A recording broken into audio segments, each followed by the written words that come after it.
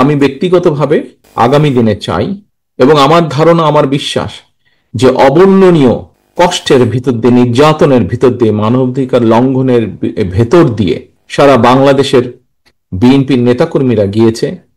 অন্য দলের কথা বলতে পারবো না, বিএনপির কথা আমি কম বেশি বলতে পারবো যে বিএনপির প্রত্যেকটি নেতাকর্মী চায় এই ঘটনার পুনরাবৃত্তি তাদের নিজেদের জন্য, এবং একই সাথে বাংলাদেশের কোনো মানুষ সে রাজনীতির সাথে জড়িত থাকুক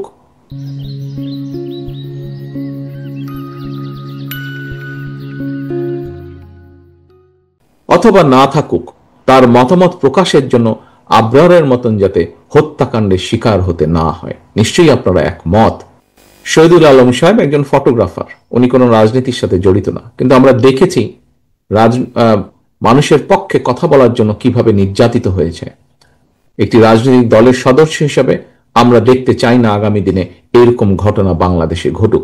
হতে পারে সে ভিন্ন মতের মানুষ, কিন্তু কোনো মানুষের সাথে এই মানবাধিকার লঙ্ঘনের ঘটনা আর না ঘটুক, এটি আমরা চাই, আমি চাই, আমার বিশ্বাস আপনারা সকলেই চান, তাই নয় কি প্রিয় সহকর্মীবৃন্দ? অবশ্যই আমরা চাই।